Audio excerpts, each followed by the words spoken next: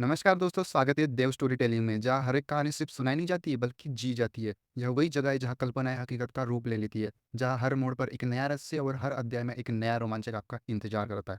अगर आप उन्हीं श्रोताओं में से हो जो गहरी, डिटेल और सिनेमैटिक स्टोरी टेलिंग पसंद करते हैं, तो भाई देव स्टोरी आपका नया ठिकाना है। चैनल को सब्सक्राइब करना ना भूलिए, क्योंकि यह हर कहानी एक नया अनुभव है। आज मैं आपके लिए लेकर आया हूँ एक ब्रांड न्यू एपिसोड, जिसमें थ्रिल्स भी है, मिस्ट्री भी और वो दमदार टर्न्स जो आपको आखिर तक जोड़े रखेगा। ध्यान रहे, यह कहानी पूरी तरह काल्पनिक है और केवल आपके मनोरंजन के लिए बनाई गई है। तो बस आराम से बैठिए और तैयार हो जाइए एक ऐसी दुनिया में कदम रखने के लिए जहाँ हर आवाज़ दृश्य बन जाती है और हर शब्द एक एहसास। चलिए शुरू करते देव स्टोरी टेलिंग का आज का एक नया रोमांचक सफर। अध्याय 756। वे ठीक है, एल्डर मिंग ने सिर हिलाते हुए कहा।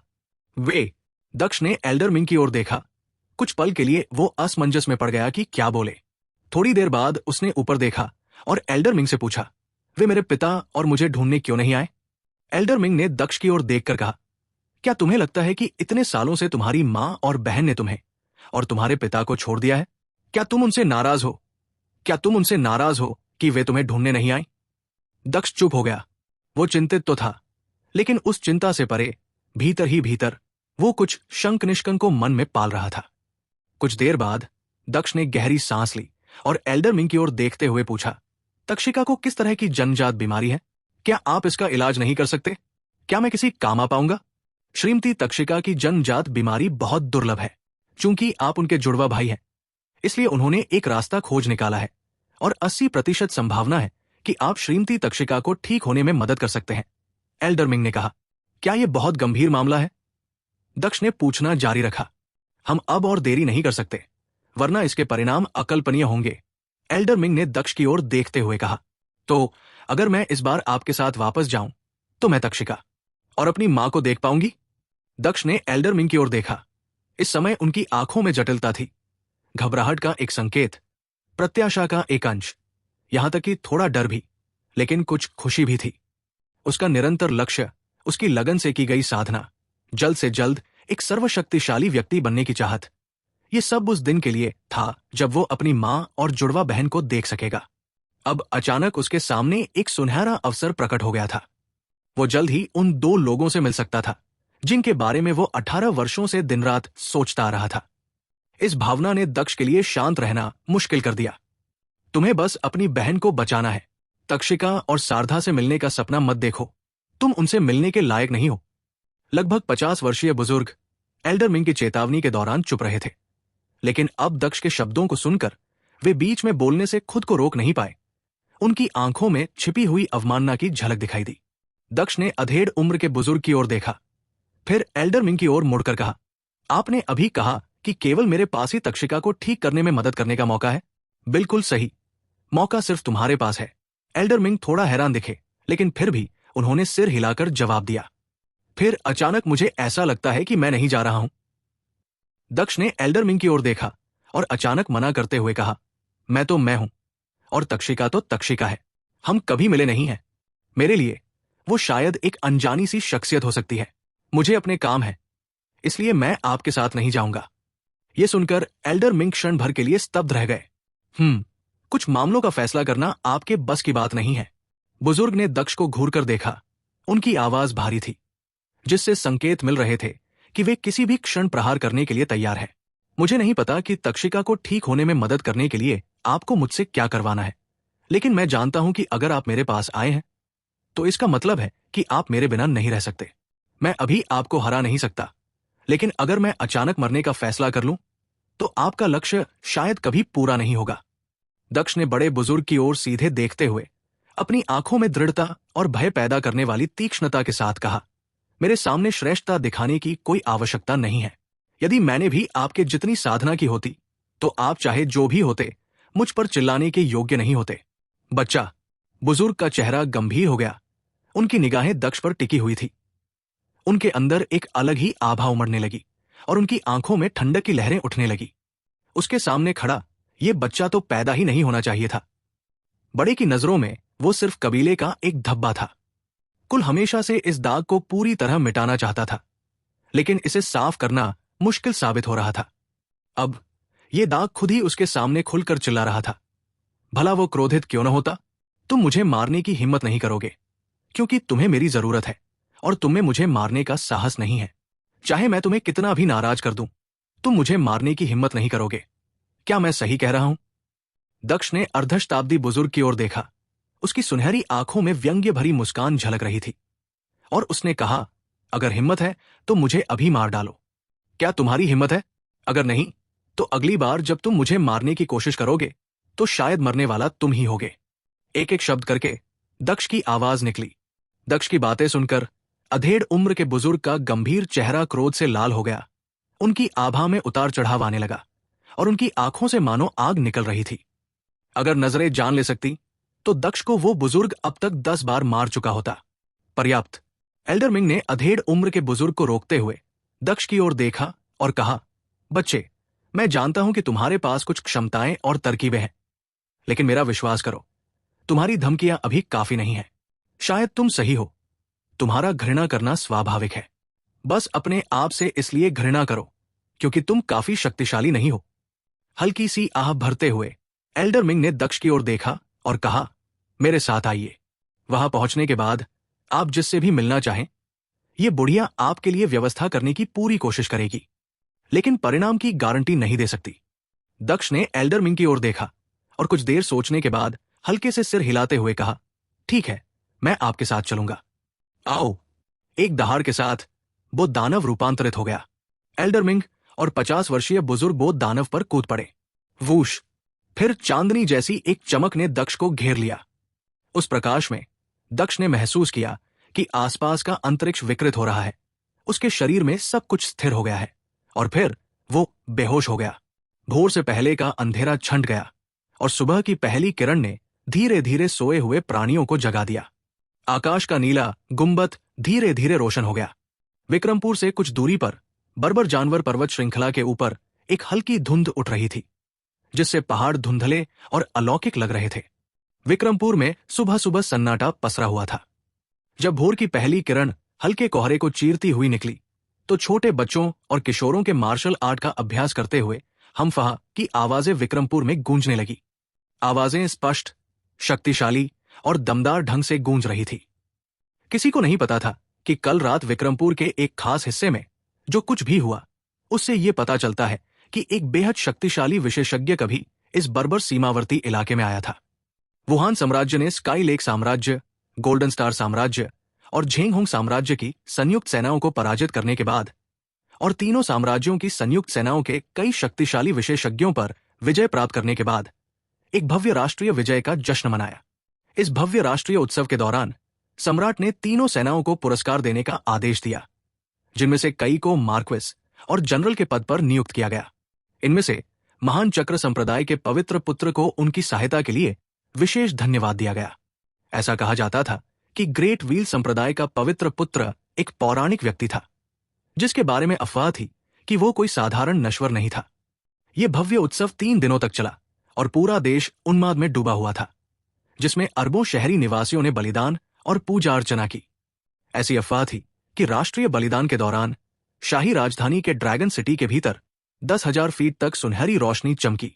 एक सुनहरा ड्रैगन प्रकट हुआ और उसकी गर्जना लगातार बादलों में गूंजती रही।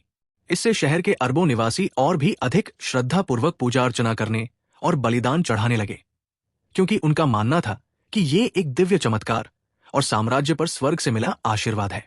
हालांकि ध्यान देने वाले व्यक्तियों ने गौर किया कि इस भव्य राष्ट्रीय समारोह में सम्राट के व्यक्तिगत शाही उपाधि प्रदान करने के फरमान में वीर राजा दक्ष का नाम अनुपस्थित था।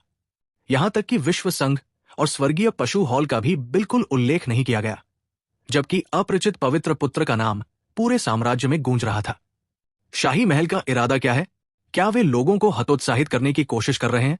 भोर के समय बांस के जंगल की धुंध के बीच उत्तरी दमनकारी राजा के पतले काले चेहरे पर चमकीली हल्की सुनहरी आंखें दिखाई दी और वो धीरे से बुदबुदाया, इस बार स्वर्गीय पशु हॉल के बिना, विश्व संत के बिना और मेरे पोते के बिना ये भव्य राष्ट्रीय उत्सव कहां से आएगा? दादाजी, आपका रुतबा अलग है। ऐसे शब्द ज्यादा नहीं बोलने चाहिए। प्रीति ने हल्के नीले रंग की पोशाक पहने, पतली कमर और जमी हुई चर्बी जैसी त्वचा के साथ धीरे से कहा, मैं क्या कहने की हिम्मत नहीं कर सकता। मैंने सुना है कि दक्ष ने प्रकाश मंदिर के कई लोगों को मार डाला। इस बार महान चक्र संप्रदाय के प्रकट होने के साथ शाही महल उसका इस्तेमाल करने के बाद उसे त्यागना चाहता है। ये निराशाजनक है, सचमुच निराशाजनक। उत्तर दमनकारी राजा की आंखें गुस्से से लाल हो गई और उनकी मुट्ठियां लंबी आस्तीनों के भीतर थोड़ी कस गई। वे शाही महल से नाराज थे और बोले, नहीं, जब तक मेरा ये बूढ़ा शरीर यहां है, मैं किसी को भी दक्ष पर अत्याचार नहीं करने दूंगा। मैं शाही महल जा रहा हूं, मैं न्याय की मांग करूंगा। ये कहते हुए उत्तर के दमनकारी राजा ने अपनी आस्तीनें झटकी और चला गया। अफसोस, प्रीति ने एक नाजुक ऑर्किड की तरह धीरे से आह भरी। वो बेहद आकर्षक और सुंदर लग रही थी। उसके कमर पर बालों की कुछ लटें बिखरी हुई थी। उसकी आंखें, जो आमतौर पर मोहक और आकर्षक होती थी, अब उदासी की झलक लिए हुए थी और उसने धीरे से कहा, राजकुमारी, आखिर आप क्या सोच रही हैं? जब दक्ष जागा तो उसे अपनी पलकें भारी महसूस हुई। उसने तुरंत अपनी आंखें खोली और खुद को एक प्राचीन शैली के कमरे में पाया। कमरा सादा था लेकिन भद्दा नहीं। उसमें एक प्राचीन आभा व्याप्त थी। दक्ष सावधानी पूर्वक खड़ा हुआ और अपने शरीर की जांच की। उसे कुछ भी असामान्य नहीं मिला। पर्पल गोल्ड हेवनली क्यू अभी भी उसकी पीठ पर था। सब ठीक था। कितनी ताजगी भरी खुशबू है। कुछ राहत महसूस करते हुए दक्ष ने गहरी सांस ली। फिर उनके चेहरे पर थोड़ी हैरानी के भाव आए, क्योंकि उन्होंने देखा कि हवा में एक प्रकार की ऊर्जा व्याप्त है। ये ऊर्जा आध्यात्मिक औषधियों या प्राकृतिक खजानों से प्राप्त ऊर्जा जैसी नहीं थी, बल्कि स्वर्ग और पृथ्वी की वायु में विद्यमान ऊर्जा थी। यदि कोई ऐसे वातावरण में साधना कर सके तो बाहरी दुनिया की तुलना में आधे प्रयास से दोगुना परिणाम प्राप्त होगा, जो ये साबित करता है कि ये एक खजाना भूमि है जो दुनिया में शायद ही कहीं देखने को मिलती है। कमरे का दरवाजा थोड़ा खुला हुआ था और कमरा खाली था। चरमराहट। दक्ष ने थोड़ा खुला दरवाजा धक्का देकर खोला और ऊपर से चकाचौंध भरी सुबह की धूप अंदर आ गई। ये पहाड़ की ढलान पर बना एक आंगन था और जहां तक नजर जाती थी, पहाड़ ही पहाड़ फैले हुए थे। सुबह की चमकीली लालिमा एक सुनहरे झरने की तरह थी, जो राजसी बादलों से ढकी चोटियों को रोशन कर रही थी, जिससे चट्टानें पल भर में शानदार दिखने लगी। पहाड़ हरे भरे थे और उनके भीतर जटिल नक्काशीदार छज्जों वाली प्राचीन इमारतों के बड़े बड़े समूह धुंधले रूप से दिखाई दे रहे थे। ये एक विशाल क्षेत्र था जिसका स्थान दुनिया में अज्ञात था, जिसमें निरंतर पर्वत श्रृंखलाएं, हरे भरे पहाड़, खड़ी चट्टानें और उफनती नदियां थी। वो स्थानिक आभा अत्यंत प्राचीन थी, अनगिनत वर्षों से विद्यमान थी, मानो वो अनादिकाल से वहां मौजूद हो। अध्याय 757। दक्ष ने अपने आसपास के वातावरण का जायजा लिया।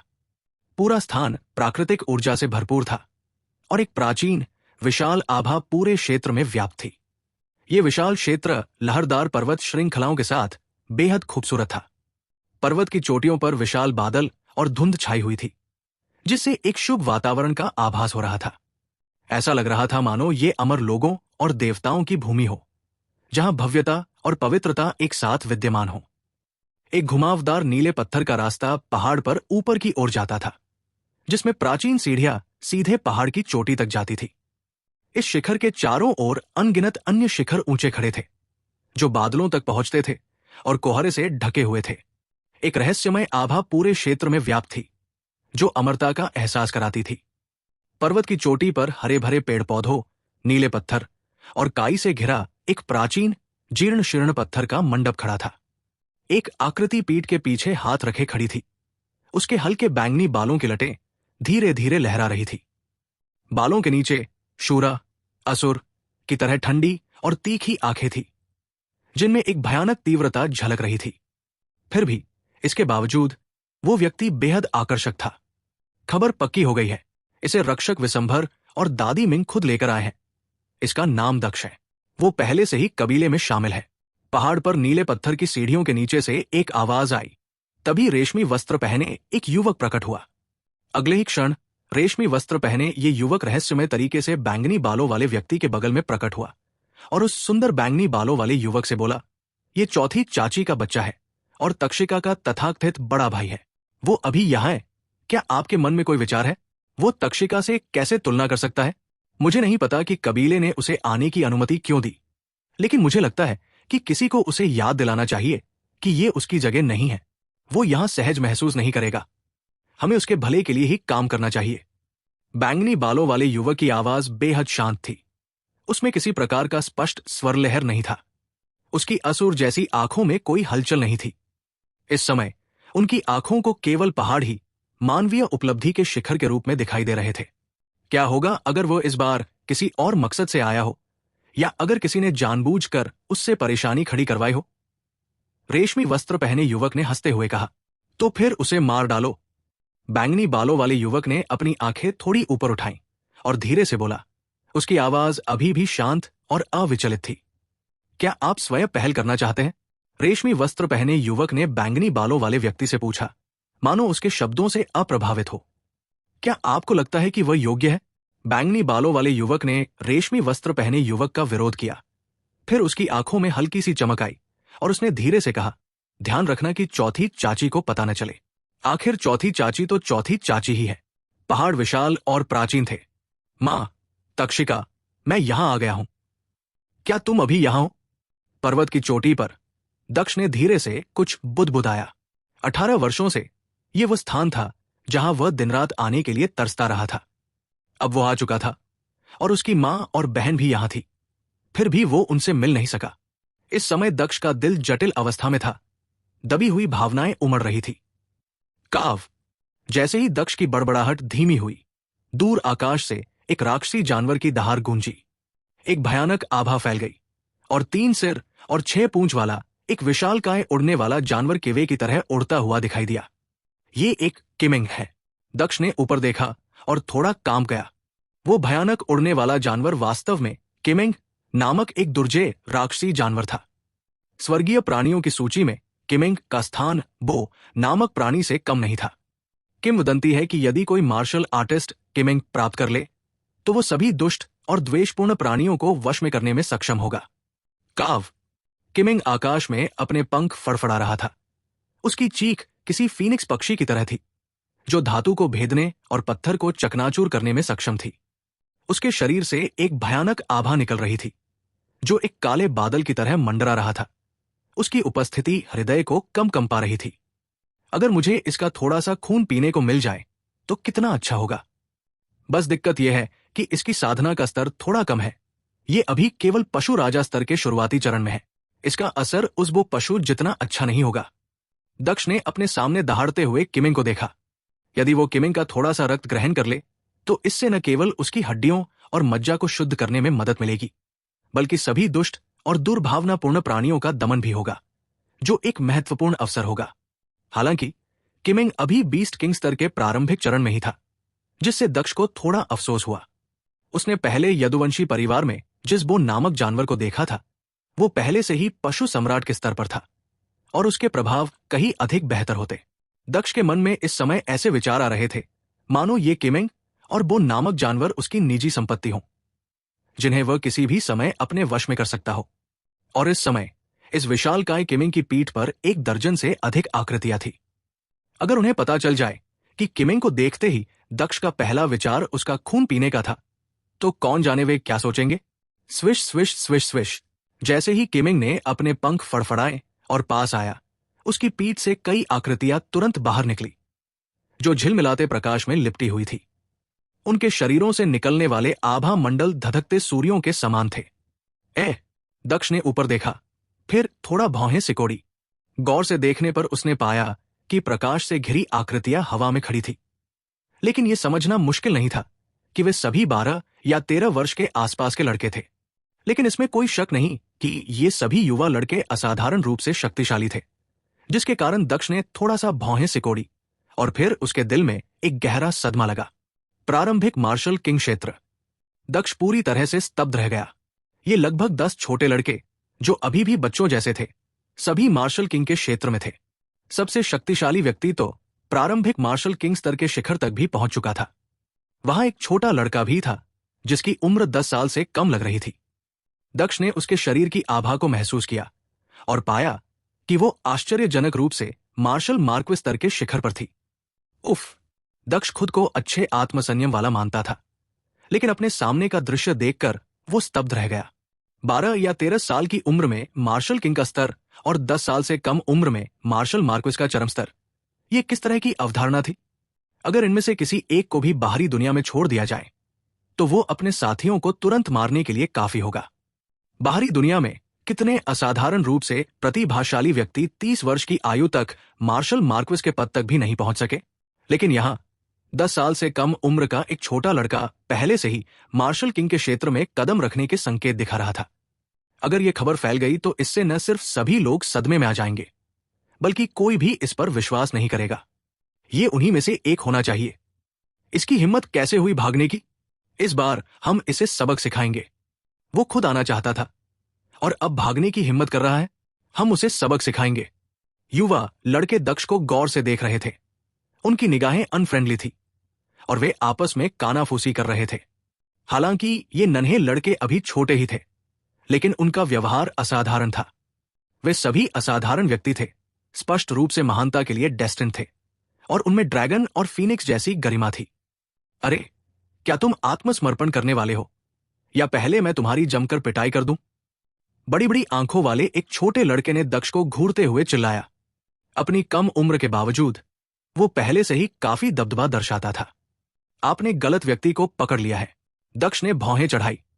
ये छोटे लड़के अपनी कम उम्र के बावजूद बेहद अभिमानी और असभ्य थे, जो उन 4 ग्रंथों और 5 क्लासिक्स के नैतिक शिष्टाचार से बिल्कुल अलग थे, जिन्हें उन्हें बचपन में सीखने के लिए मजबूर किया गया था।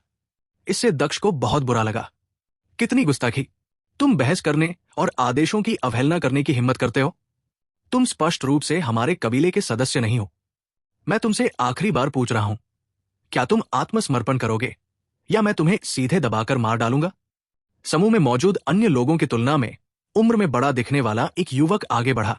उसकी निगाहें दक्ष पर टिकी हुई थी और उसका रवैया बेहद तिरस्कारपूर्ण और अभिमानी था। इस युवक ने दक्ष को गंभीरता से नहीं लिया और उसकी आंखों में कोई मजाक नहीं था। ऐसा लग रहा था मानो अगर दक्ष ने उसकी बात नहीं मानी तो वो तुरंत कार्रवाई करेगा और उसे दबा देगा। आपने शायद गलत व्यक्ति को बुलाया है। मुझे तो आपके बड़ों ने यहां आमंत्रित किया है, दक्ष ने बढ़ती हुई नाराजगी के साथ कहा। उनकी भौहें थोड़ी सिकुड़ गई और उन्हें अस्पष्ट रूप से आभास हुआ कि कुछ गड़बड़ है। बेशर्म, तुम्हारी हिम्मत कैसे हुई ऐसी बकवास करने की? कबीले के बड़े बुजुर्गों के बुलावे पर तुम ऐसा झूठ कैसे बोल सकते हो? आत्मसमर्पण करो, वरना मैं तुम्हें यही कुचल कर मार डालूंगा, उस लड़के ने दहाड़ते हुए कहा। घुटने टेक कर आत्मसमर्पण करो, ठीक से व्यवहार करो, वरना मैं तुम्हें दबा दूंगा, छोटे लड़के चिल्लाए।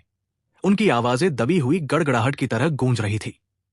इन युवकों को खबर मिली थी कि आज बाहर से कई नौकर भाग निकले हैं, इसलिए उन्होंने भागने की कोशिश करने वालों को पकड़ने के लिए स्वेच्छा से काम किया। इसे अपने दैनिक कठिन प्रशिक्षण के बीच कुछ मनोरंजन खोजने के तरीके के रूप में देखा। अपनी आवाज धीमी करो, तुम लोग गलत आदमी से पंगा ले रहे हो, जहां से आए हो वही वापस चले जाओ। दक्ष ने भौहें चढ़ा ली। उसका इरादा इन लड़कों पर ज्यादा ध्यान देने का नहीं था। इतना कहकर दक्ष मुड़ा और चला गया। लड़कों का वो समूह पल भर में मूर्ति की तरह जम गया। आमतौर पर जब नौकर उन्हें देखते थे तो वे बेहद सम्मानजनक व्यवहार करते थे, लेकिन इस आदमी ने उन्हें पूरी तरह से नजरअंदाज कर दिया और वे उसकी नजरों से भी समझ गए कि वो उनके साथ छोटे बच्चों जैसा व्यवहार कर रहा था। रुकना, घुटने टेक कर आत्मसमर्पण करो, उसे सीधे मार डालो, उसे सबक सिखाओ। उन युवकों के चेहरे गुस्से से लाल हो गए और फिर वे पलक झपकते ही गायब हो गए। 1 दर्जन से अधिक युवा लड़कों ने तुरंत दक्ष को कसकर घेर लिया और शक्तिशाली आभाएं उत्पन्न हुई। ज्यादा आगे मत बढ़ो, पहले जाकर अच्छी तरह पता कर लो, फिर तुम्हें पता चल जाएगा। इतनी कम उम्र में इतना घमंडी होना अच्छी बात नहीं है। दक्ष ने इन लड़कों को देखा। उसकी निगाहें और भी तीखी हो गई। अरे बाप रे, मैंने सचमुच पहली बार इतना साहसी नौकर देखा है। आज मुझे इसे सबक सिखाना ही होगा, एक छोटे लड़के ने ठंडी मुस्कान के साथ कहा। हालांकि वो छोटा था, लेकिन उसकी आभा बहुत शक्तिशाली थी। उसके चारों ओर घूमते हुए मंत्र पहाड़ की चोटी की तरह लोगों को हिला देते थे। बेहतर होगा कि आप पीछे हट जाएं। दक्ष के तीखे चेहरे पर उदासी छाने लगी। अध्याय 758। अहंकारी सेवक, तुझे मार डाला जाएगा। उस युवक ने जोरदार दहाड़ लगाई और उसकी आवाज धीमी होते होते वो खुद को रोक नहीं पाया। उसने तुरंत हमला कर दिया। उसकी मुट्ठी चमकदार प्रतीकों से लिपटी हुई थी और वो दक्ष की ओर बढ़ रहा था। उसकी भयानक आभा असाधारण थी। मुझे भी थोड़ा चखने दो, एक और युवक ने पीछे न रहने की चाह में जोर से चिल्लाया। वो एक कदम आगे बढ़ा, हाथ हिलाया और उसकी हथेली से प्राचीन मंत्र फूट पड़े, मानो वो दक्ष को पहले ही दबाकर सबका ध्यान अपनी ओर खींचना चाहता हो। भले ही तुम जवान हो, तुमने मुझे गुस्सा दिला दिया है, फिर भी तुम्हें एक दो सबक सिखाना मुमकिन है। दक्ष की आंखें खौफनाक हो गई। उसने सीधे सरलता से हमला किया। उसकी मुट्ठी पहले हमलावर युवक की मुट्ठी से टकराई और गड़गड़ाहट जैसी एक दबी हुई ध्वनि गूंजी, जैसे मंत्र फट रहे हों, जिससे अंतरिक्ष कांप उठा। प्रहार प्रहार। युवक लड़खड़ाकर पीछे गिरा। उसकी छोटी मुट्ठी दर्द से लाल, सुन्न और खून से लथपथ थी। एक ही घूंसे से उसकी मुट्ठी चकनाचूर हो गई थी। इसी क्षण दक्ष ने पलक झपकते ही हमला जारी रखा। वो पूरी ताकत से उछला और उसकी सुनहरी चमकती हथेली का निशान सीधे दूसरे युवक से टकराया। उस युवक की हथेली बेहद शक्तिशाली थी। वो मार्शल किंग स्तर की साधना के प्रारंभिक चरण में था। हालांकि इस समय उसके हमले की ताकत पहाड़ के समान थी, जो समान स्तर के साधकों को पल भर में मार डालने या नष्ट करने के लिए पर्याप्त थी। दक्ष की हथेली, जिसके केंद्र से सुनहरी बिजली निकल रही थी, दबंग, तीखी और डरावनी थी। अंततः ये दक्ष की हथेली के निशान से सीधे टकरा गई। टकराना, एक गहरी दबी हुई सी आवाज। दक्ष की हथेली के नीचे एक जबरदस्त बल से वो युवक सीधे हवा में उड़ गया और उसकी हथेली से खून बहने लगा। आप सब यहां से चले जाइए। जब समझ आ जाए तब वापस आना। दक्ष ने अपने आसपास के युवकों को देखा। उनका व्यक्तित्व तीक्ष्ण और दबंग था। लगभग एक दर्जन युवक दक्ष को देखकर स्तब्ध रह गए, क्योंकि उन्होंने कभी ऐसी स्थिति की उम्मीद नहीं की थी। एक नौकर ने विद्रोह कर दिया है, आइए मिलकर उसे दबाएं। हम उसे बख्श नहीं सकते। कुछ क्षणों के अचंभे के बाद लगभग एक दर्जन युवक चिल्ला उठे। उनमें से सबसे बलवान युवक सीधे दक्ष की ओर दौड़ा। उसी क्षण उमड़ते हुए प्राचीन मंत्रों ने पूरे स्थान को घेर लिया और चारों ओर एक अत्यंत शक्तिशाली आभा का विस्फोट हुआ। उस संक्षिप्त क्षण में एक भयावह आभा ने दक्ष को भी घेर लिया। बूम! उसी समय लगभग एक दर्जन युवकों ने एक साथ हमला कर दिया। उनमें से प्रत्येक ने अपने हाथ हिलाए, जादुई गहन ऊर्जा को मुक्त किया। एक के बाद एक हमला करते हुए सीधे दक्ष को घेर लिया और उस पर आक्रमण किया। रॉक अपने दिव्य पंख फैला रहा है। भयानक वेव पाम, मुट्ठी लहराओ। इस समय दक्ष भी क्रोधित हो गया।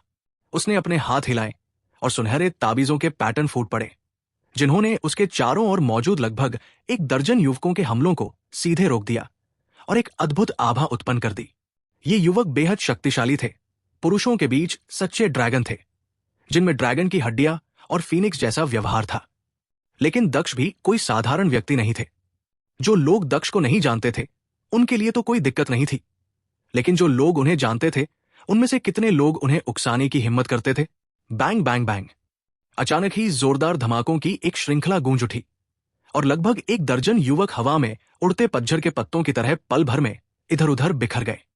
बहुत दर्द हो रहा है, एक एक करके युवक खून थूकते हुए और अपने माता पिता के लिए विलाप करते हुए चिल्लाने लगे। काव! आकाश में चक्कर लगा रहा किमिंग पक्षी प्रतिकूल स्थिति को देखकर तुरंत अपने पंख फड़फड़ाया और दहाड़ते हुए मदद के लिए आगे बढ़ा। बूम! विशालकाय किमिंग के पूरे शरीर पर मंत्रों की आकृतियां उभर आई। उसके फड़फड़ाते पंखों ने मंत्रों का तूफान खड़ा कर दिया।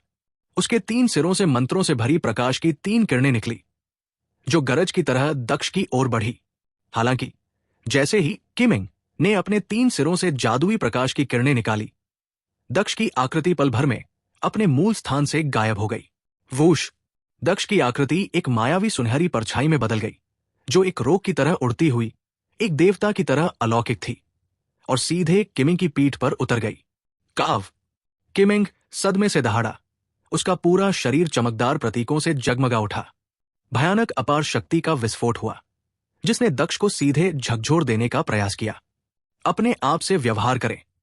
दक्ष दहाड़ा। उसके चारों ओर उगते सूरज की तरह सुनहरी रोशनी फैल गई। सुनहरे पंखों वाले गरुड़ की आभा ने किमिंग को दबा दिया, जिससे किमिंग की आंखों में तुरंत भय भर गया। काव काव काव! हालांकि यह किमिंग असाधारण था। इसके तीनों सिर वास्तव में 180 डिग्री तक घूम सकते थे। तीनों सिर एक साथ दहाड़ रहे थे। उनके मुख मंत्रों से भरे हुए थे और वे फिर से दक्ष की ओर बढ़ने के लिए तैयार थे। Great Garud shattering claw! Daksh दहाड़ा और एक पंजे का निशान मानो अंतरिक्ष को विकृत करने में सक्षम हो, किमिंग के तीनों सिरों पर जा गिरा। फाड़ना। ग्रेट गरुड़ शटरिंग क्लॉ के तहत दक्ष ने सीधे किमिंग के तीनों सिरों की गर्दन को मरोड़कर उसके शरीर से अलग कर दिया। काव काव काव। किमिंग के तीनों सिर, जिनकी गर्दनें मरोड़कर अलग कर दी गई थी, इस समय भी पीड़ा से करहाने में सक्षम थे। उनकी दुखद, शोकपूर्ण गर्जनाओं की आवाज से आकाश कांप उठा, मानो वे किसी की आत्मा को उसके शरीर से बाहर निकाल सकती हों, जिससे पर्वत शिखर और आकाश गरज उठे। वूश। सिरविहीन किमिंग के पंख अभी भी फड़फड़ा रहे थे। उनसे ऐसे मंत्र निकल रहे थे जिनसे पहाड़ की चट्टानें चकनाचूर हो गई और विशाल वृक्ष लहरों की तरह हिलने लगे। ये दृश्य भयावह था। Bang bang. हालांकि ये क्षणिक ही था। विशालकाय किमिंग का शरीर अंततः मंद पड़ गया और फिर वो शक्तिहीन होकर गिर पड़ा, जिससे भारी मात्रा में रक्त बह निकला। हाय, कितना अफसोस की बात है। खजाने की कितनी बर्बादी हुई। कितना अफसोस की बात है। किमिंग से बहता खून देखकर दक्ष का दिल टूट गया। उसने किमिंग के विशाल 3 सिरों को उठाया और दर्द से करहाते हुए अपनी जीभ बाहर निकालकर एक घूंट खून चाटा। किमिंग का रक्त शुद्ध और मधुर था। दक्ष ने तुरंत अपने शरीर से कई बोतलें और घड़े निकाले और किमिंग के बहते हुए रक्त को जल्दी से इकट्ठा करना शुरू कर दिया। दक्ष के दिल में ये एक किमिंग का खून था, जो जुआनियन रेड ड्रैगन से भी अधिक शक्तिशाली था। किमिंग के रक्त का उपयोग स्वयं के अस्थि शुद्धिकरण और मज्जा स्नान के लिए और यदुवंशी परिवार और विक्रमपुर की युवा पीढ़ियों के लिए बपतिस्मा और नींव निर्माण या आत्मनिर्माण और सुदृढ़ीकरण के लिए किया जा सकता था। यह बाहरी दुनिया में एक दुर्लभ खजाना था और इसे इस तरह बर्बाद नहीं किया जा सकता था। लगभग 1 दर्जन युवक, जो या तो हवा में उड़ गए थे या बह गए थे, सभी संकट में चिल्ला रहे थे। लेकिन अब दक्ष को किमिंग के सिर काटकर उसका खून पीते देख उनके चेहरे के भाव तुरंत बदल गए। उनकी आंखें सदमे से चौड़ी हो गई। वे पूरी तरह भयभीत हो गए थे। वो एक राक्षसी जानवर है, इंसान नहीं। भागो, जल्दी से कबीले के शक्तिशाली विशेषज्ञों को सूचित करो कि वे आकर इस राक्षस को काबू में करें। दक्ष के हमले से पूरी तरह हिल चुके वे युवक एक दूसरे को देखने लगे। पलक झपकते ही वे हवा में उड़ गए। इस समय ये युवक खरगोशों से भी तेज दौड़े और पल भर में तबाह हुई पर्वत चोटी से गायब हो गए। इस समय दक्ष ने उन युवकों को पूरी तरह से नजरअंदाज कर दिया था। उसका पूरा ध्यान अपने किमिंग रक्त पर केंद्रित था। किमिंग के खून की आखिरी बूंद तक निचोड़ लेने के बाद ही दक्ष को संतुष्टि मिली। किमिंग का मांस भी एक अनमोल वस्तु होना चाहिए। इसे बर्बाद नहीं किया जा सकता। दक्ष ने चारों ओर देखा। उसे समझ नहीं आ रहा था कि वो कहाँ है। बूढ़ा आदमी और बूढ़ी औरत भी बिना किसी कारण के उसे अकेला छोड़कर चले गए थे। फिर उसने जमीन पर पड़े किमिंग के शरीर को देखा और धीरे से अपने होंठ चाटे। कुछ ही क्षणों में पर्वत की चोटी पर दक्ष के हाथों में बड़े पत्थरों से बना एक बारबेक्यू गड्ढा तैयार हो गया। उसने लकड़ियां ढूंढी, किमिंग का एक विशाल पंख और एक टांग तोड़ ली और तुरंत उन्हें भूनना शुरू कर दिया। कुछ ही देर में हवा में एक मनमोहक खुशबू फैल गई। भुने हुए मांस से तेल टपक रहा था और उससे जादुई प्रकाश निकल रहा था, जो ऊर्जा से भरपूर होकर घट बढ़ रहा था और मुंह में पानी ला रहा था। दक्ष ने अपने साथ हमेशा रखे रहने वाले मसाले और नमक छिड़के और तुरंत किमिंग का मांस खाना शुरू कर दिया। Whoosh whoosh. इस समय दूर आकाश में कई आकृतियां बिजली की तरह हवा में तेजी से गुजरी। तारों की रोशनी में लिपटी दर्जनों आकृतियां देवताओं की तरह नीचे उतरी, जिनसे भयावह आभा निकल रही थी। उस अस्थिर आभा के कारण चट्टान पर बैठकर भुना हुआ मांस खा रहे दक्ष ने अचानक ऊपर की ओर देखा और उनकी आंखें सूक्ष्म रूप से हिल गई। वूश। आकाश में आकृतियां प्रकट हुई। दर्जनों आंखें दक्ष पर टिकी हुई थी, जो भुना हुआ मांस खा रहा था। जमीन पर पड़े किमिंग के शव के अवशेष और ग्रिल पर किमिंग के पंख के एक हिस्से को देखकर एक पल के लिए उनकी आंखें एक प्रेटजेल की तरह जटिल और टेढ़मेढ़ी हो गई। तीसरे चाचा, ये वही आदमी है।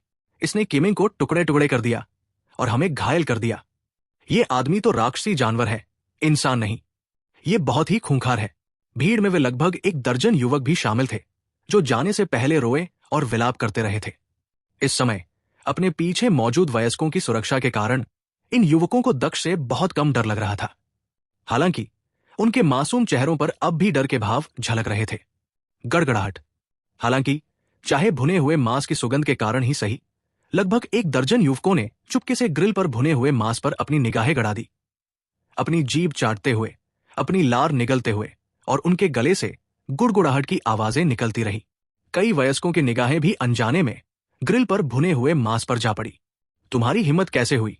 भुना हुआ मांस खा रहे दक्ष को देखकर एक अधेड़ उम्र का आदमी आखिरकार दहाड़ने से खुद को रोक नहीं पाया। बूम! ध्वनि की लहरें मानो एक मूर्त ध्वनि विस्फोट पैदा कर रही थी, जो पर्वत शिखर पर व्याप्त होकर उसे अभिभूत कर रही थी। पर्वत की चोटी पर रेत और पत्थर उड़ने लगे। पर्वत कांप उठा और लोगों के मन व्याकुल हो उठे। चीख! दक्ष चट्टान पर बैठ गया और उसके नितंबों के नीचे की चट्टान लगभग आधा झांग पीछे खिसक गई। लेकिन इस समय दक्ष बिल्कुल भी विचलित नहीं हुआ। उसने अपना सिर भी नहीं उठाया और अपना भुना हुआ मांस खाना जारी रखा। बच्चे, तुम मौत को बुला रहे हो। यह देखकर कि दक्ष उसे पूरी तरह से अनदेखा कर रहा है, अधेड़ उम्र का व्यक्ति क्रोधित हो गया। उसने हाथ हिलाया और सीधे दक्ष की ओर दौड़ पड़ा। चीख! अधेड़ उम्र के उस व्यक्ति की पांचों उंगलियां थोड़ी मुड़ी हुई थी, जिन पर आश्चर्यजनक प्रतीक उभर रहे थे, और उसने सीधे दक्ष का सिर पकड़ लिया। अध्याय 759। वूश! तभी अचानक दक्ष के सामने एक आकृति प्रकट हुई और एक चकाचौंध भरी रोशनी फैल गई।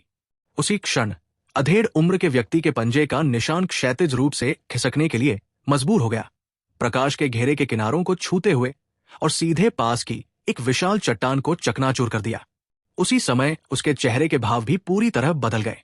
जैसे जैसे रोशनी कम होती गई, एक बूढ़ी औरत, जो देखने में दुर्बल लग रही थी, प्रकट हुई। उसने अपनी ओर आते दर्जनों लोगों को देखा और पूछा, आप लोग क्या चाहते हैं? सबकी निगाहें उस बूढ़ी औरत पर टिक गई। उनके भाव पहले तो बदले और फिर अत्यंत सम्मानजनक हो गए। Elder Ming! इस सेवक ने छोटू और अन्य लोगों को परेशान किया और यहां तक कि एक कितू की हत्या भी कर दी। इसे फांसी दी जानी चाहिए। हमला करने वाले अधेड़ व्यक्ति ने आदरपूर्वक एल्डर मिंग से कहा, मैं उसे वापस ले आया हूं। वो नौकर नहीं है। अगर उसे कुछ हुआ तो आप लोग इसके परिणाम सहन नहीं कर पाएंगे। आप सब वापस चले जाइए। एल्डर मिंग ने भीड़ से विनम्रतापूर्वक कहा। लेकिन एल्डर मिंग, एक बेहद खूबसूरत महिला, जो अपने बच्चे के दर्द से करहाते हुए माता पिता को पुकारने से व्याकुल थी, कुछ और कहना चाहती थी। लेकिन एल्डर मिंग ने उसे रोकते हुए कहा, चूंकि मैं उसे वापस लाया हूं, इसलिए मैं उसकी जिम्मेदारी लूंगा। आपका क्या विचार है? ये सुनकर उस खूबसूरत महिला के चेहरे का रंग तुरंत बदल गया और वो पीली पड़ गई। हम ऐसा करने की हिम्मत नहीं करेंगे। हम अब चलते हैं। नए आने वालों के चेहरे के भाव धीरे धीरे बदलने लगे। दक्ष पर संदेह भरी नजर डालने के बाद वे जल्दी से चले गए। किसी की भी हिम्मत नहीं थी कि वो एल्डर मिंग को नाराज करे। वूश! वूश! दर्जनों लोग आए और जल्दी से चले गए, पल भर में गायब हो गए। दक्ष चट्टान पर बैठे बैठे भुना हुआ मांस खाते रहे। उन्होंने अपना सिर तक नहीं उठाया। एल्डर मिंग ने अस्त व्यस्त परिवेश का जायजा लिया। उनकी निगाह कितु के शव और ग्रिल पर घूमी और अंत में दक्ष पर आकर टिक गई। उनकी आंखों में भावनाओं की एक लहर उमड़ पड़ी। एल्डर मिंग आश्चर्यचकित और स्तब्ध रह गए। ये व्यक्ति यंग मिस तक्षिका से बिल्कुल अलग था। एक ही मां से जन्मी जुड़वा बहनें होने के बावजूद छोटी बहन अलौकिक और दिव्य थी, मानो इस दुनिया में कोई निर्वासित अमर आत्मा हो। लेकिन ये भाई तो जंगली जानवर की तरह क्रूर और दुर्जेय था। यहां आने के पहले ही दिन उसने एक कितु को खाने की हिम्मत की और कबीले के 1 दर्जन से ज्यादा युवकों को पीट डाला। भला यहां किसी बाहरी ने इतनी दुस्साहस करने की हिम्मत कैसे की थी? अगर यह बात फैल जाए कि कोई यहां कितु को भूनने आया था, तो शायद इस दुनिया में कोई भी इस बात पर विश्वास नहीं करेगा कि ऐसा कोई व्यक्ति भी मौजूद है। तुम्हें कुछ चाहिए? अंततः दक्ष ने ऊपर देखा और एल्डर मिंग की टकटकी से उसकी नजरें मिली।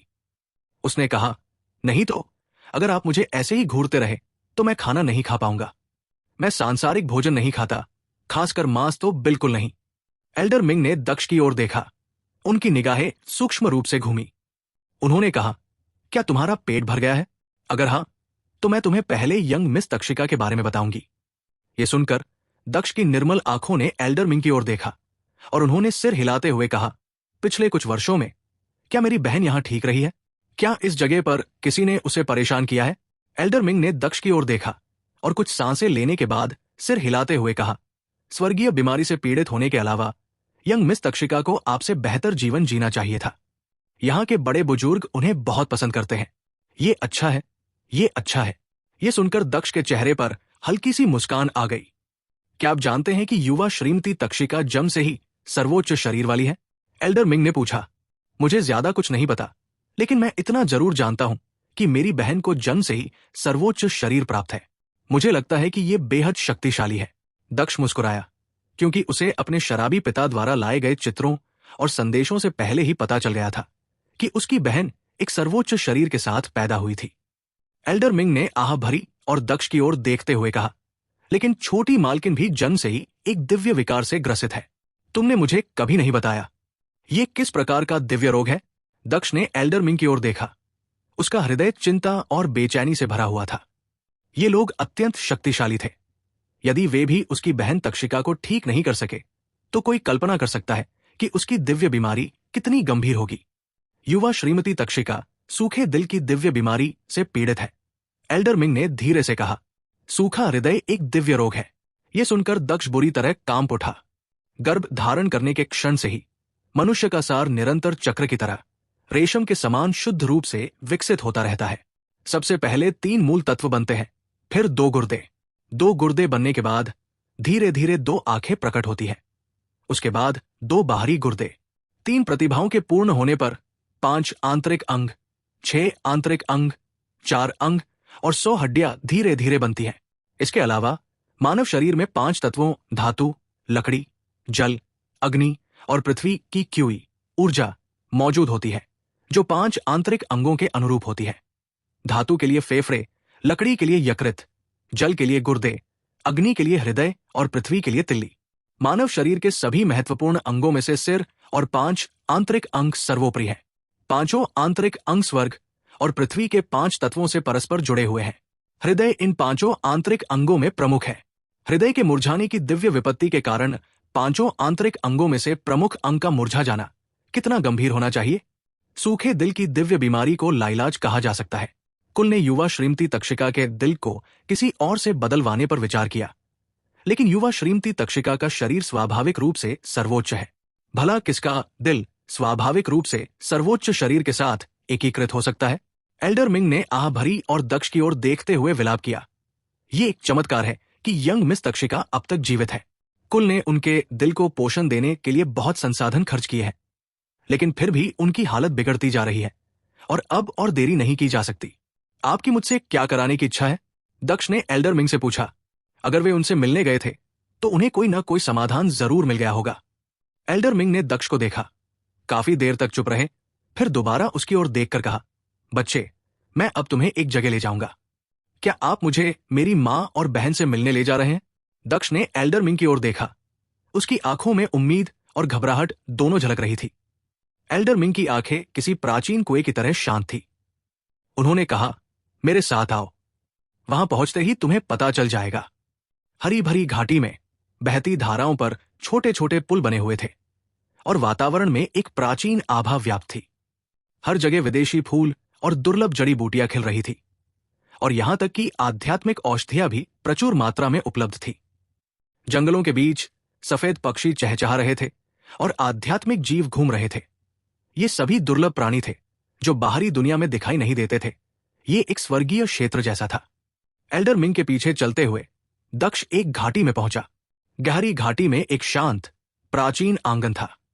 रास्ते में दक्ष के मन में कई सवाल थे जो वो पूछना चाहता था, लेकिन एल्डर मिंग चुप रहे, एक शब्द भी नहीं बोला। अंदर जाओ, वो छोटी श्रीमती तक्षिका का निवास स्थान है। एल्डर मिंग ने सामने के प्राचीन आंगन की ओर देखते हुए दक्ष से कहा, मेरी बहन का घर? दक्ष की आंखें झपकी और उसका दिल तुरंत बेचैन हो गया। उसकी भावनाएं जटिल थी और उसे ऐसा लग रहा था जैसे उसके पैर 10,000 किलो के पहाड़ों से बंधे हों, जिससे हिलना डुलना मुश्किल हो रहा था। उसकी बहन तक्षिका अंदर थी। क्या उसकी मां भी अंदर थी? क्या आज वो आखिरकार अपनी बहुप्रतीक्षित मां और बहन से मिल पाएगा? दक्ष अब भी आंगन में धीरे धीरे कदम रखते हुए प्रवेश कर रहा था। उसकी चाल न तो तेज थी और न ही धीमी। उसका शरीर थोड़ा कांप रहा था। आह, मुझे इस बच्चे के लिए खेद है। एल्डर मिंग ने दक्ष की ओर देखा और अपनी आंखों के कोनों से उन्होंने उसकी साफ पुतलियों में नमी का एक संकेत देखा और उन्होंने असहाय होकर आह भरी। Whoosh whoosh. जैसे ही दक्ष ने आंगन में प्रवेश किया, घाटी के बाहर से 1 दर्जन से अधिक आकृतियां आई। सभी ने अपनी आभा को छिपा रखा था और फिर वे एल्डर मिंग के पीछे उतर गई। कुल मिलाकर 11 लोग थे जिनका नेतृत्व उस बूढ़े व्यक्ति द्वारा किया जा रहा था जिसे एल्डर मिंग विसंभर कहते थे, जो एक संरक्षक था। लेकिन इस संरक्षक विसंभर के पीछे मौजूद 10 लोग युद्ध कवच पहने हुए अधेड़ उम्र के पुरुष थे। उनके कवच पर चिन्ह बने हुए थे और ये सभी कवच उच्च श्रेणी के दांव कलाकृति स्तर के थे। हे एल्डर मिंग, बाकी का काम हम पर छोड़ दीजिए। आपने उस लड़के के लिए बहुत कुछ किया है, वरना वो इस जगह में प्रवेश करने के योग्य भी नहीं होता। गार्जियन विसंभर ने एल्डर मिंग से कहा, विसंभर, मेरी बात सुनो। वो यहां छोटी श्रीमती तक्षिका की जान बचाने आया है। अगर तुमने उसे नुकसान पहुंचाने या उसके साथ अन्याय करने की हिम्मत की तो मुझे बुढ़िया की तरह बर्ताव करने के लिए दोष मत देना। तुम्हें मेरे तौर तरीके पता होने चाहिए। एल्डर मिंग की निगाहें गार्जियन विसंभर पर टिकी हुई थी। हाँ, मैं बस कुछ लोगों को इस लड़के पर नजर रखने के लिए ला रहा हूं, ताकि यंग मिस तक्षिका के ठीक होने से पहले वो कोई गड़बड़ न करे। कबीले में कुछ लोग ऐसे भी हैं जिनके विचार अलग हैं, इसलिए मैं उसकी सुरक्षा भी कर रहा हूं। यह सुनकर संरक्षक विसंभर ने तुरंत अपना सिर नीचे कर लिया और एल्डर मिंग की निगाहों से मिलने की हिम्मत नहीं की। हाय, मैंने कितना बड़ा पाप कर दिया है। इसीलिए तो उस बूढ़े कबीले के मुखिया ने कहा था कि सांसारिक मोह से छुटकारा पाना मुश्किल है और मैं कभी भी वो अंतिम कदम नहीं उठा पाऊंगा। एल्डर मिंग ने धीरे से कुछ बुदबुदाया और जैसे ही उनकी आवाज धीमी हुई, वो चुपचाप गायब हो गई। आंगन शांत, प्राचीन और सुरुचिपूर्ण था। दक्ष ने आंगन में प्रवेश किया, जो सादे ढंग से सजा हुआ था और उसमें हल्की सुखद सुगंध फैली हुई थी। दक्ष पीछे मुड़ा। एल्डर मिंग उसके पीछे नहीं आ रहे थे, इसलिए वो एक कमरे में प्रवेश कर गया। ये कमरा देखने में अध्ययन कक्ष जैसा लगता था, लेकिन इसमें दांव से संबंधित कई कलाकृतियां, साथ ही अमृत और आध्यात्मिक जड़ी बूटियां भी थी, जिनसे ऊर्जा का विकिरण हो रहा था और झिलमिलाती रोशनी निकल रही थी। दीवारों पर कई किताबों की अलमारियां थी। दक्ष ने उनमें से कई प्राचीन पुस्तकें देखी, जिन्हें देखकर वो समझ गया कि वे काफी पुरानी थी।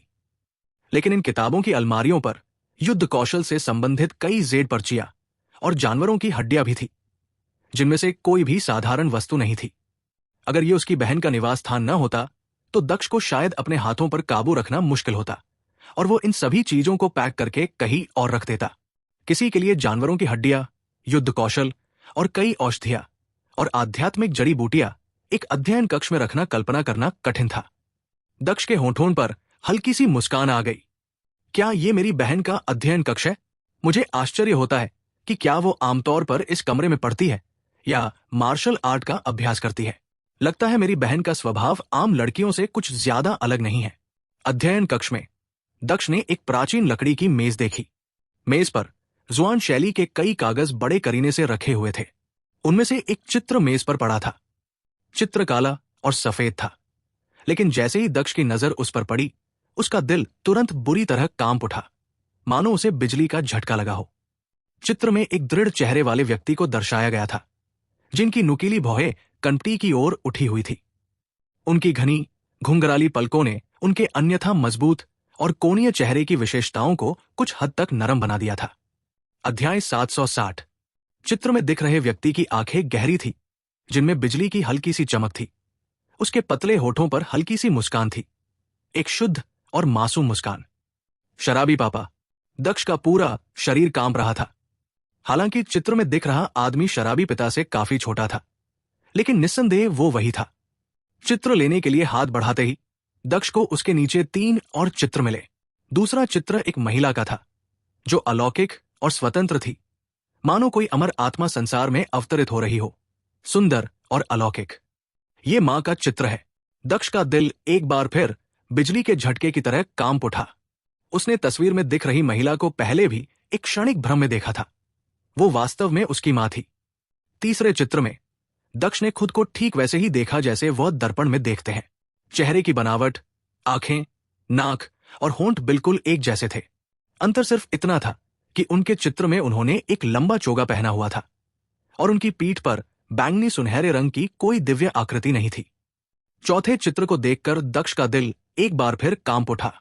वो 17 या 18 वर्ष की एक लड़की थी, जिसके कोमल चेहरे से एक अलौकिक आकर्षण झलक रहा था और उसकी दिव्य आंखें तारों की तरह टिमटिमा रही थी। दक्ष ने ध्यान से देखा। चित्र में लड़की के चेहरे की बनावट लगभग उसकी अपनी ही तरह थी, फिर भी वो अविश्वसनीय रूप से सुंदर थी। तक्षिका, दक्ष ने चित्र में दिख रही लड़की के चेहरे को सहलाते हुए धीरे से कुछ बुदबुदाया। उसकी आवाज कर्कश थी। मेरे दूर रहने वाले भाई, क्या तुम्हें पता है कि मुझ जैसी एक बहन भी है? एक दिन मैं तुम्हें और पिताजी को ढूंढने के लिए ये जगह छोड़ दूंगी। मेरा इंतजार करना।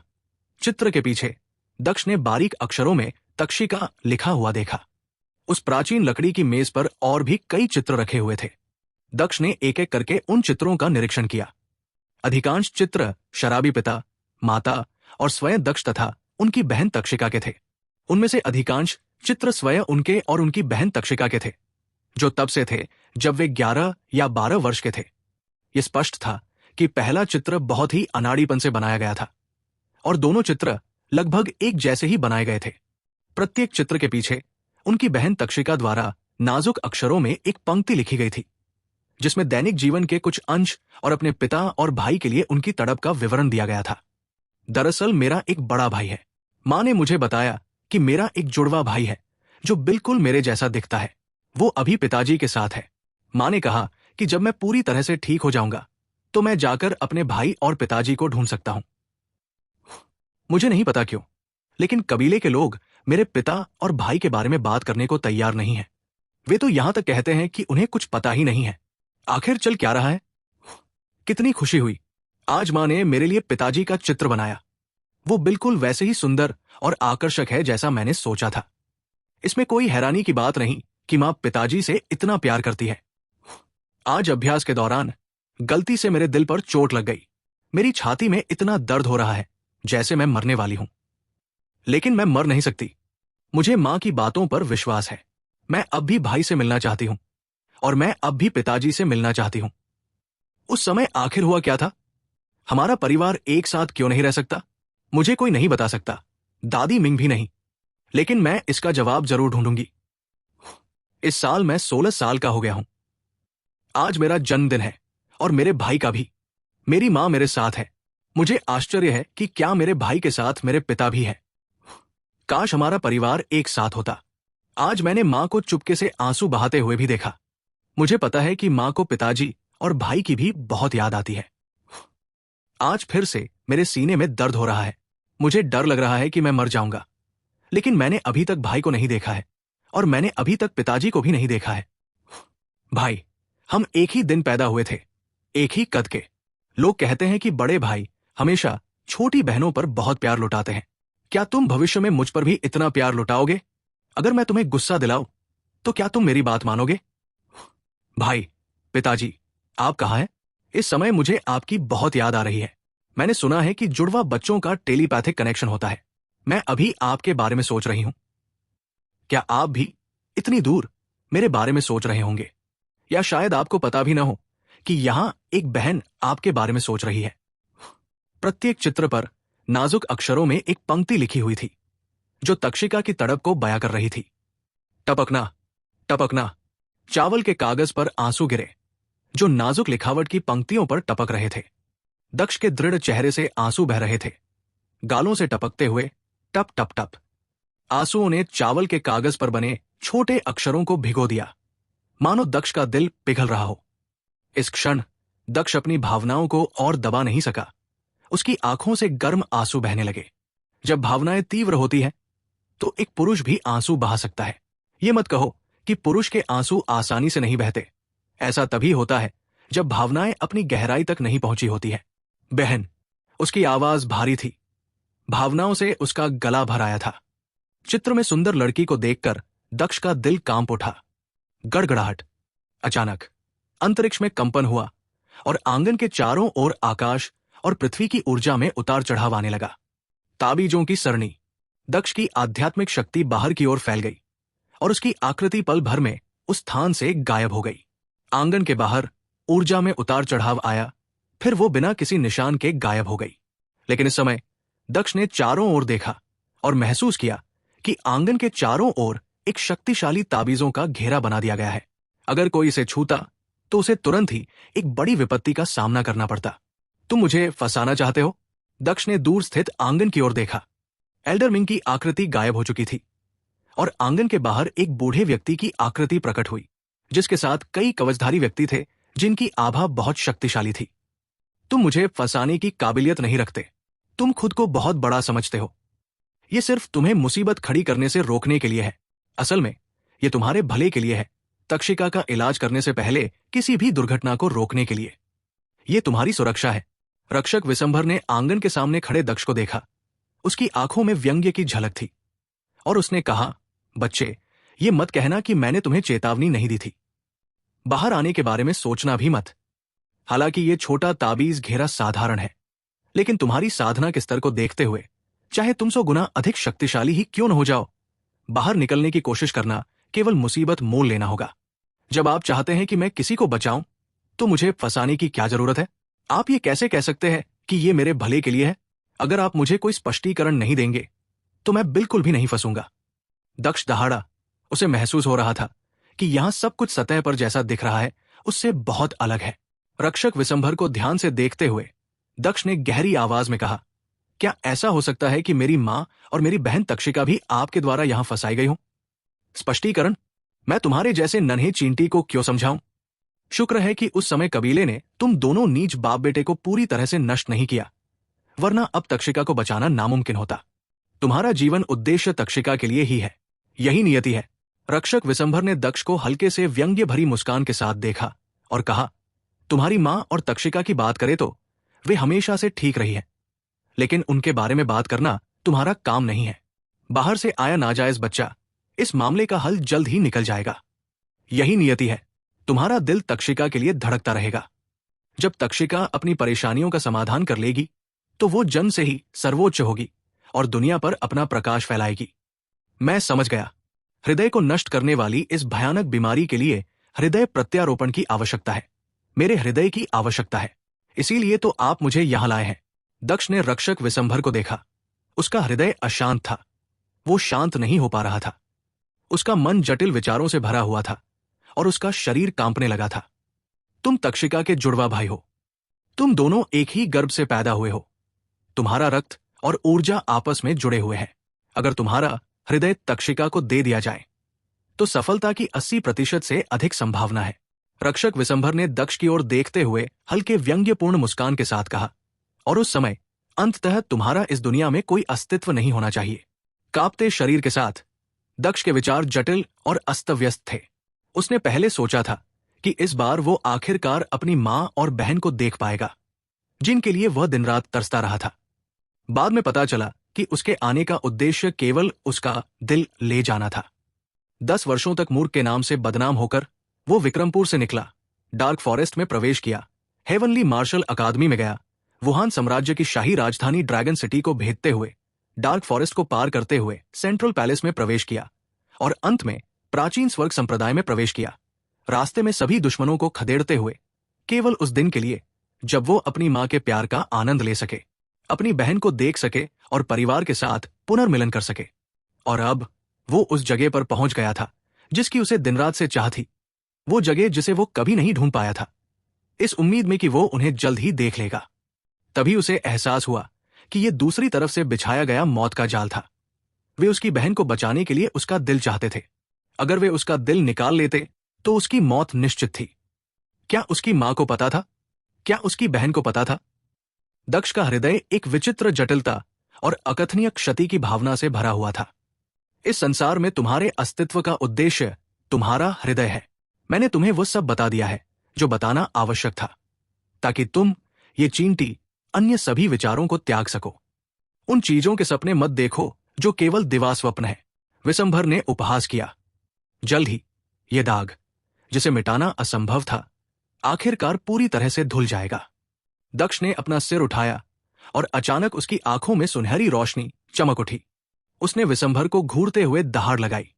मैं अभी अपनी मां से मिलना चाहता हूं। मैं अपनी बहन तक्षिका से मिलना चाहता हूं। अगर वे ऐसा कहते हैं तो मेरे दिल को कोई फर्क नहीं पड़ता, लेकिन अगर तुमने मुझे धोखा दिया, छल किया या झूठ बोला तो मैं तुम्हें कभी नहीं छोड़ूंगा। भोले, एक चींटी की तरह जिसे आकाश और पृथ्वी की विशालता का ज्ञान नहीं है। तुम्हें तो ये भी नहीं पता कि ये कैसी जगह है। ये ऐसी जगह नहीं है जहां तुम्हारे जैसे साधारण मनुष्य और चींटियां हलचल मचा सके। उड़ते बालों और जलती आंखों वाले दक्ष को देखकर विशंभर के चेहरे पर तिरस्कार का भाव था। तुम चाहे जो भी हो, अगर तुम मुझे धोखा दोगे, छल करोगे या मेरे प्रियजनों को हानि पहुंचाओगे, तो चाहे तुम ये धरती ही क्यों न हो, मैं इसे चपटा कर दूंगा। चाहे तुम ये आकाश ही क्यों न हो, मैं इसे भेद दूंगा। दक्ष एक जानवर की तरह दहाड़ा। उसकी आंखों से सुनहरी रोशनी निकल रही थी। उसकी निगाहें तेज और भयानक थी। इस समय दक्ष के रूप को देखकर विशंभर की आंखें कांप उठीं। उसे धुंधले रूप